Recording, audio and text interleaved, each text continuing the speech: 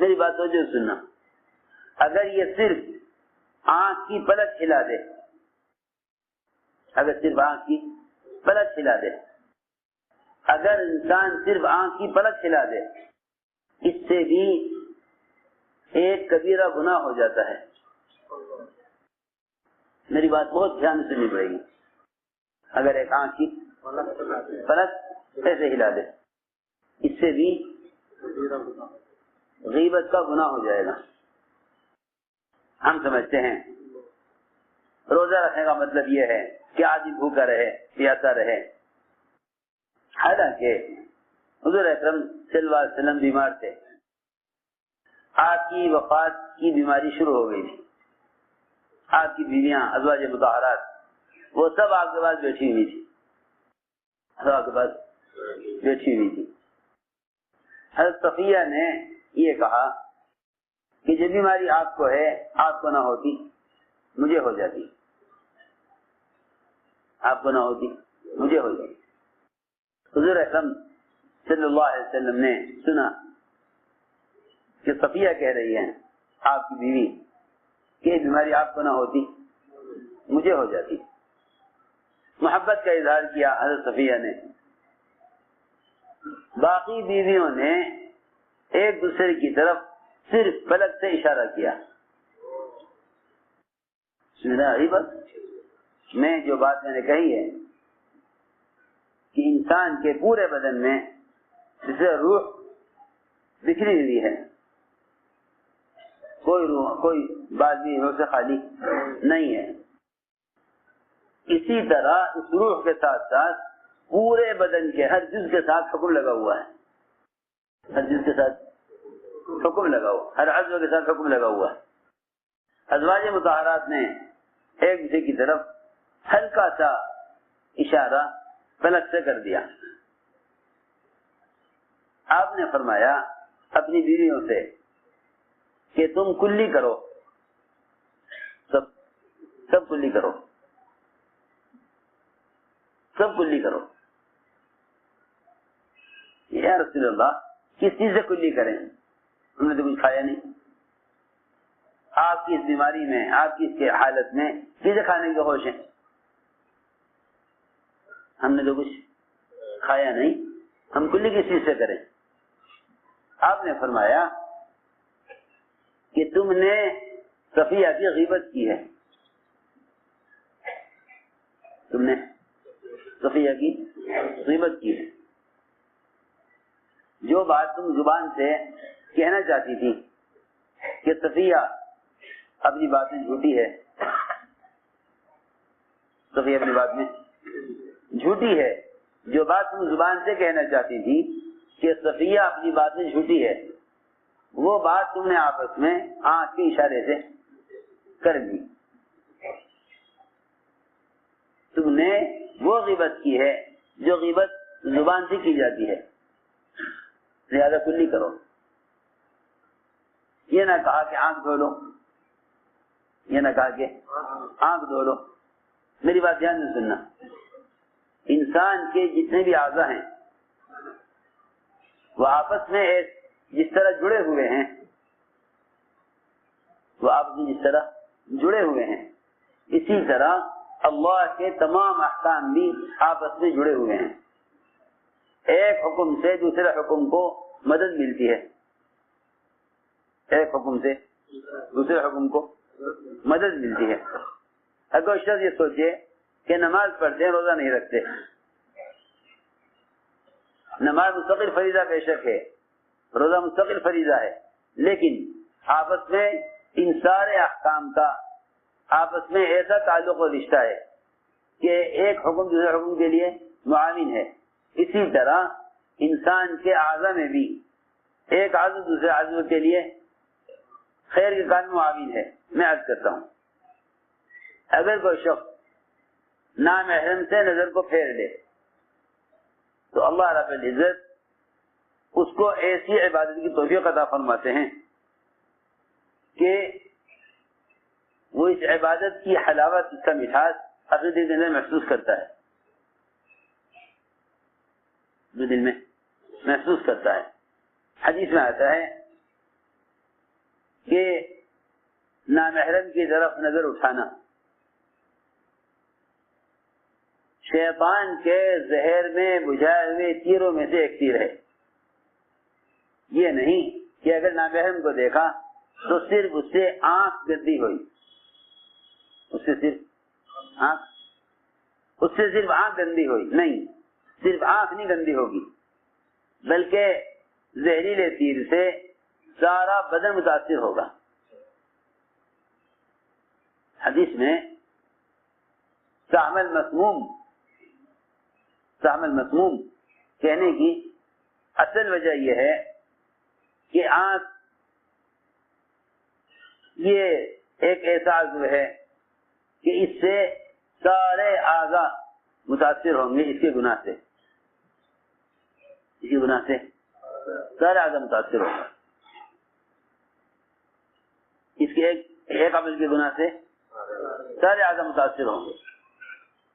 اگر کسی کو زہریلا تیر لگے تو اس کے زہر کا اثر پورے بدن پر ہوگا.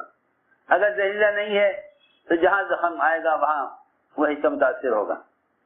حضرت فرمایا سہم المسموم, زہر نے بجھایا ہوا تیر, یہ شیطان کی تیروں میں سے ایک تیر ہے جو زہر میں بجھایا ہوا ہے. تو اسی طرح جتنے بھی احکام ہیں وہ سارے احکام جس طرح ایک دوسرے کے لیے معاون ہیں, اگر ان احکام کو پورا کیا جائے اسی طرح ان احکام کو توڑا جائے تو یہ احکام ایک دوسرے کے لیے رکاوٹ بھی ہیں. اگر فرائض میں سے ایک فریضے میں غفلت ہوگی تو باقی فرائض بھی متاثر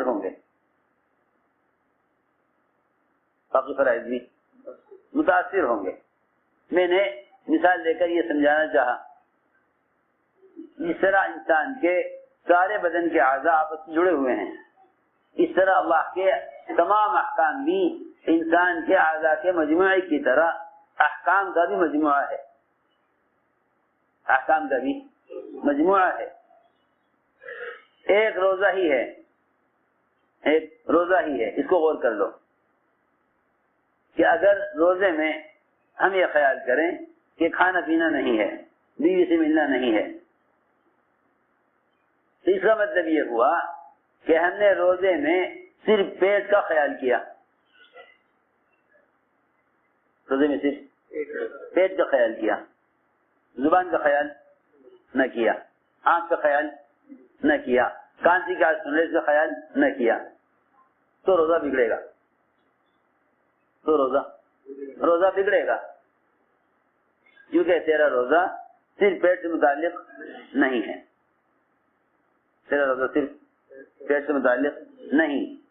تیرا جس طرح پورا بدن ایک مجموعہ ہے, سارے بدن کے تمام اعضاء کو روزے پر لاؤ, جس طرح بدن کے تمام اعضاء کو نماز میں استعمال کرتے ہو,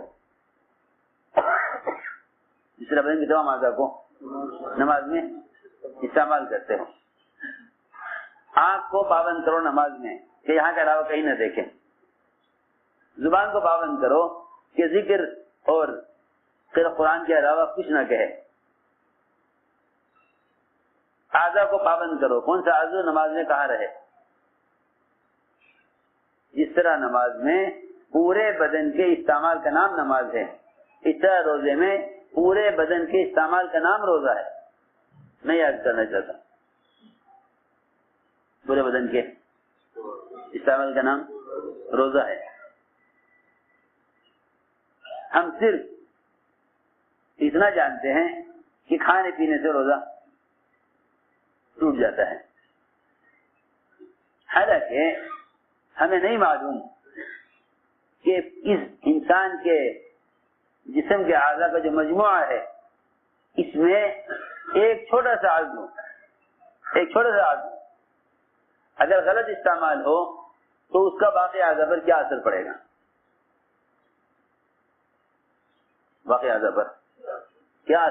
اس کو میں سمجھانا چاہتا تھا.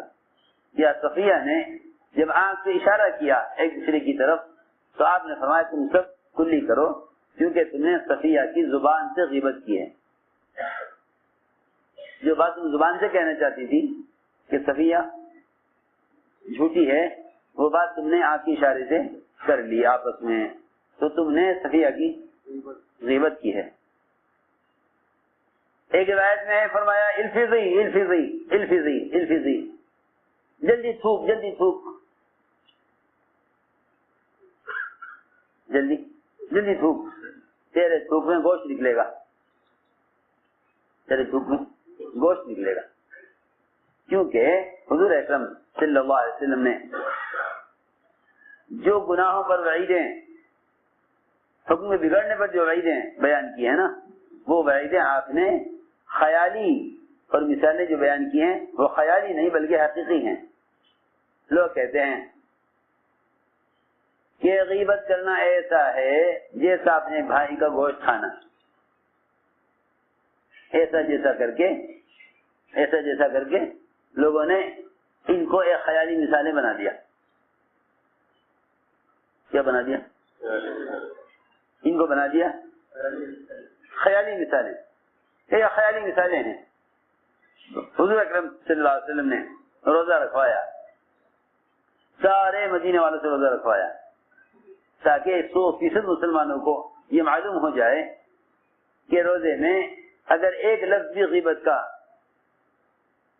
زبان پر آ گیا تو روزہ ایسے ختم ہو گیا جیسے کوئی کھانا کھا کر روزہ توڑ دے۔ کیونکہ جب عمل کا اجر ختم ہو گیا، تو پھر یہ فاقہ رہ گیا، روزہ نہیں رہا،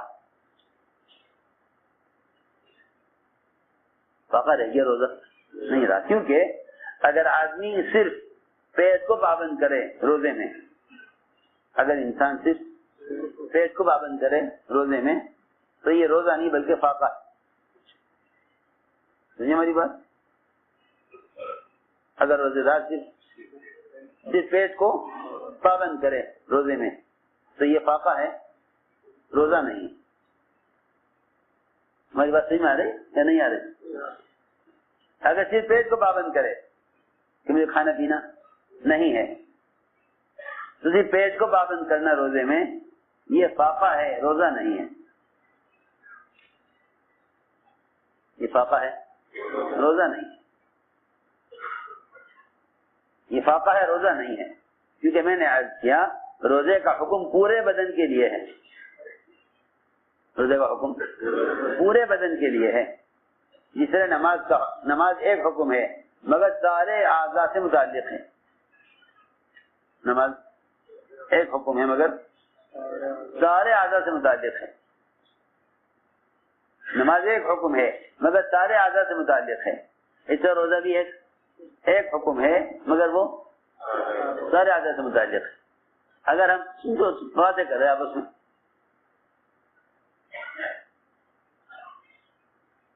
اگر ہم خیال کریں کہ کھانے پینے سے باز رہنا روزہ ہے تو پھر یہ پیٹ کا روزہ ہوا، باقی اعضاء کا روزہ نہیں ہوا۔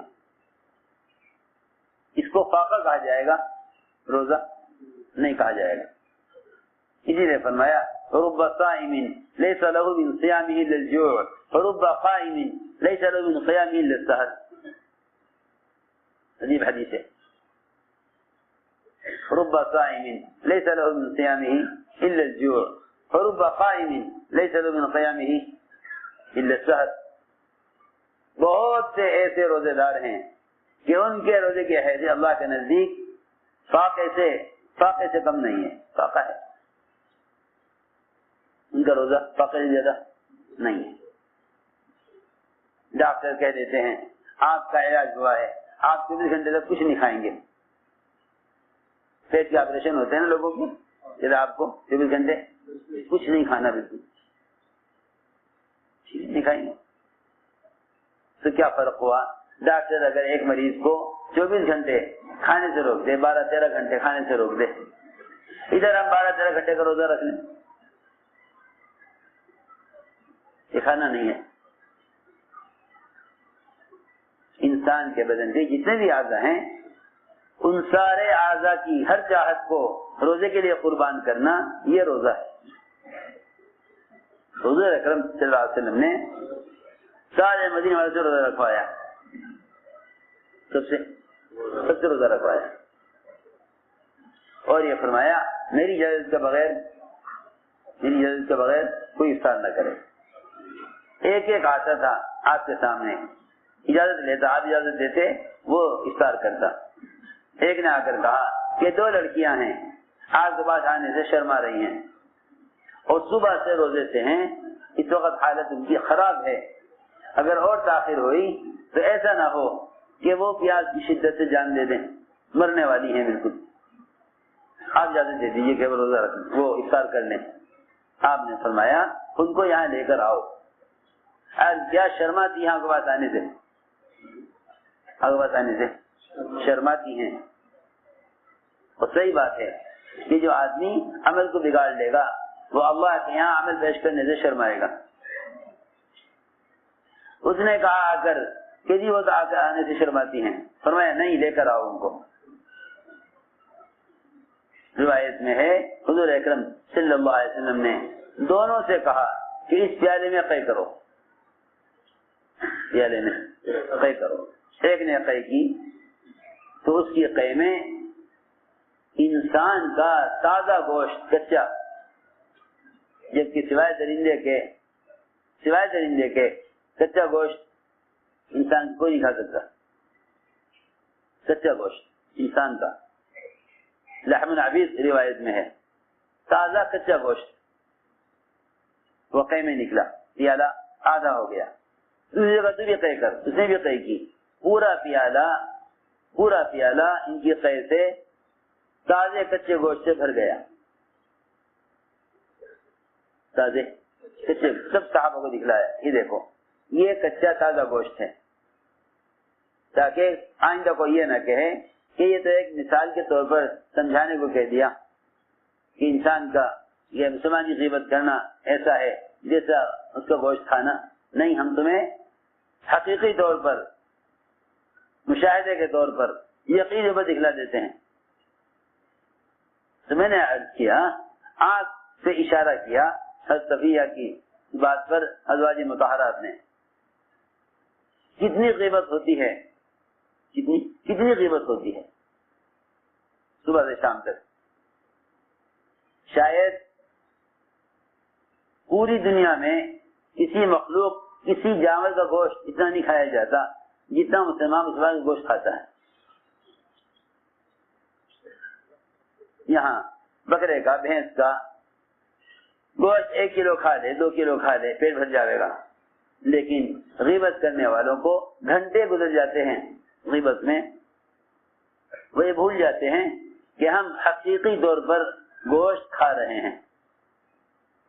حضور اکرم صلی اللہ علیہ وسلم نے گوشت دکھلا کر آنکھوں سے بتلا دیا. آپ نے فرمایا اگر میں قے نہ کراتا, اگر میں ان سے قے نہ کراتا اور قے میں ان کے پیٹ سے گوشت نہ نکلواتا تو جہنم کی آگ اس گوشت کو کھاتی, جہنم کی آگ اس گوشت کو کھاتی. ساری بات یہ سمجھانے کے لیے عرض کر رہا کہ قیام اور صیام یہ دونوں چیزیں, قیام اور صیام یہ دونوں چیزیں, رات کا یہ عبادت, دن بھر کا روزہ, یہ دونوں چیزیں ایمان اور احتساب کے ساتھ ہیں. ایمان اور احتساب. اللہ اس پر کیا دینے والے ہیں, اللہ اس پر کیا دینے والے ہیں, سوچو, غور کرو. ایک شخص کا گھر تیار ہو جائے, ایک شخص گھر تیار ہو جائے, سارے کمرے, سارے گھر کا پورا نقشہ تیار ہو جائے, پورا ڈھانچہ تیار ہو جائے. اس کے بعد مزید 1 سال پورا اس گھر کے اندر, اس گھر کو مزین کرنے میں 1 سال مزید لگے, 1 سال مزید 1 سال